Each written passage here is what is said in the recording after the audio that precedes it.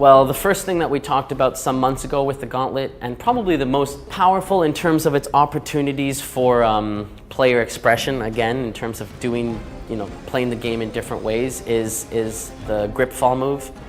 So quite simply, any vertical surface in the game, the prince can and will slam the claws in his gauntlet into the wall and slide down, and the player maintains lateral control. This is valuable for a couple of reasons. Right now, it's valuable because we automatically go from a wall run to the grip fall move. So if you've done a wall run but you've missed your objective or you've gone the wrong way, rather than just have you fall off the wall and die, the prince will go into a grip fall, which is an interesting sort of second chance mechanism. It gives you another opportunity to try and see whether or not there's some place that you can go and land on safe ground without having to rely on the Elika Save Me. Obviously, it creates interesting opportunities for just kind of bouncing around with the jump anywhere philosophy I talked about earlier, bouncing around and grip falling around in order to find just whether or not there are different pathways that you can explore. And of course, a lot of the light seed collection does depend on the use of those two abilities in various ways in order to reach platforms and areas in the world that are not sort of on the main path.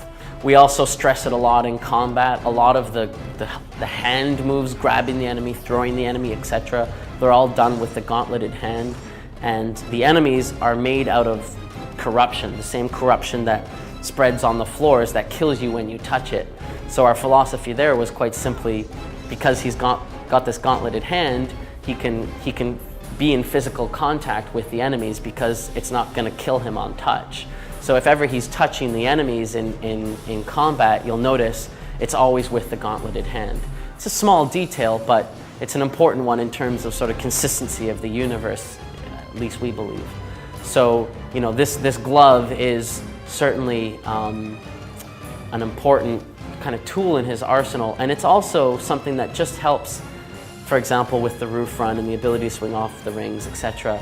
It just helps us sort of say, the previous Prince of Persia was already this, incredible action hero who could do amazing things. He could already defy gravity.